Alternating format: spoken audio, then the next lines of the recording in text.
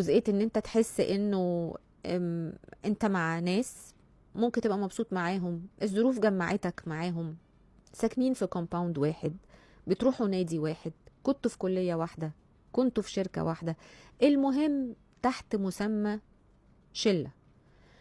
وممكن حد يكبر في دماغ الشلة دي حاجة وتبقى ده سلوك من سلوكياتهم اللي هم شايفين مدام كلنا بنعمله، ودي جرجرة فعلا، انه مادام كلنا كده طب تمام يعني.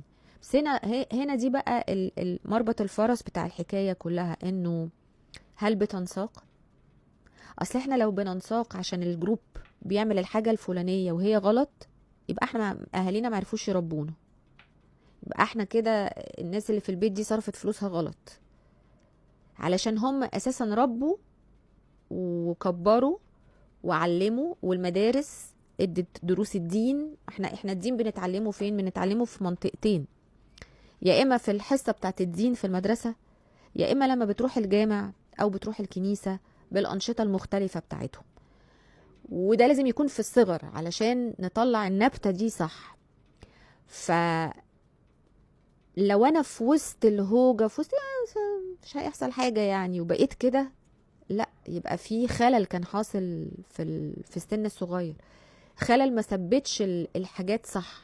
يعني عارفين لما بيرموا البذور كده في الارض، فهي المزارع الصح بيتبت، يفضل يتبت على الزرع بتاعه في الطينه.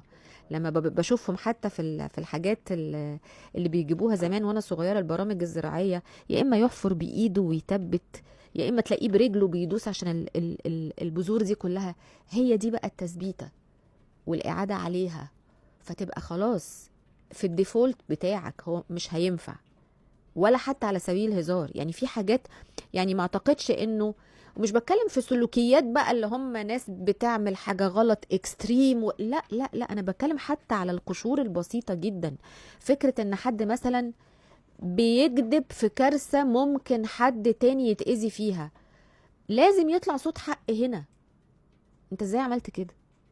لا طبعا انت غلط، وربنا طب ما هو ده قاعد لك، ده هيترد. لازم يبقى في صوت، قولها وامشي. لو حسيت ان كل شوية بتلاقي المحيط اللي حواليك مش شبهك، يبقى لازم زي ما هو قال، لازم في الاخر انت انسحب. هم لايقين على بعض بيرفكتلي، ربنا يكرمهم.